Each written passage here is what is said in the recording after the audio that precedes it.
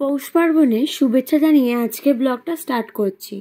সবাই কেমন আছো? আশা করছি সবাই খুব ভালো আছো। এখানে দেখতেই পাচ্ছ যে পিঠে করা হচ্ছে। সরু চাকলি মা করেছিল, আর এই পিঠেগুলো কাকিমারা দিয়ে গেছিল, মানে পাঠিয়ে দিয়েছিল। যাই হোক, পাটিসাপটা আর কিন্তু মালপোয়া আছে, কার কার ভালো লাগে বলো। আর সরু চাকলি কারা কারা খেতে ভালোবাসে সেটাও কিন্তু বলো। পিঠে তো বাঙালিদের একটি প্রিয় খাবারের মধ্যে একটি। পিঠে হলে আর কোনো কথাই নেই, পিঠের জন্য একটা বছর ওয়েট করে থাকে বাঙালি।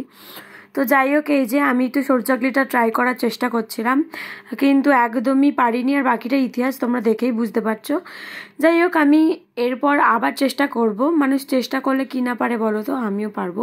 সেটাই আশা রাখছি যে আমিও পারবো, চেষ্টা করব ঠিকই। তো যাই হোক, এই যে এরকম পিঠেটা হয়েছিল। তারপরে আমি চলে গেলাম কিন্তু ক্লে দিয়ে কিছু বানাতে। আমি কানেরটা খুব কমই পরি, যেহেতু হেভি জুয়েলারি পরি আমি যখন কোনো অকেশন থাকে। তার আগে কিন্তু আমি কানের পরি না, হেভি কানেরগুলো আমি পরি খুব ভারী ভারী। তো ভাবলাম যে নিজের জন্য কিছু টপ বানানো যাক। তো এগুলো ছোট ছোট কিছু টপস রয়েছে কানের, তো সেগুলোই আমি বানালাম।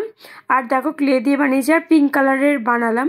আর এই যে কানের যে ব্যাক সাইডের জিনিসগুলো দেখছো, ওগুলো আমি কিন্তু অনলাইন থেকে অর্ডার করেছিলাম, মিশো থেকে। তো এই যে টপগুলো হয়ে গেছে। আর কেমন লাগছে বলো।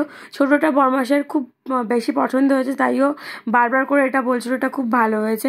তোমরাই জানিও যে এটা কেমন হয়েছে।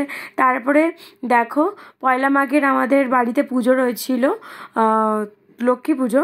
তো সেটাই কিন্তু হচ্ছিল। মা এই যে আলপনা দিয়েছিল, আর এখানে মা পুজো করছিল, আমি কথা দুজনেই বসে দেখছিলাম।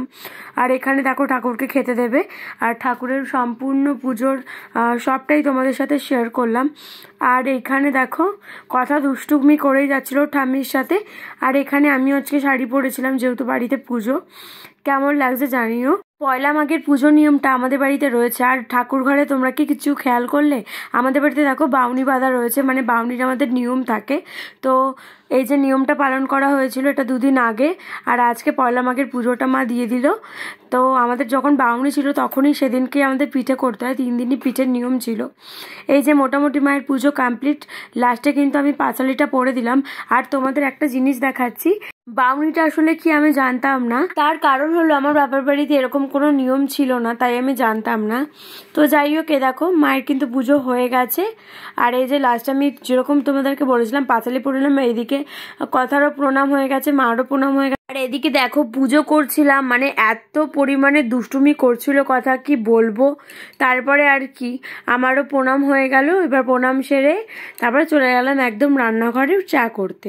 এবার দেখো বাউনিটা কিন্তু তোমাদেরকে দেখিয়ে দিলাম। ভিডিও শেষে একটা কথাই বলবো, সবাই খুব ভালোভাবে মজা করে পিঠে খাও, আর খুব ভালো থেকো, সুস্থ থেকো, টাটা।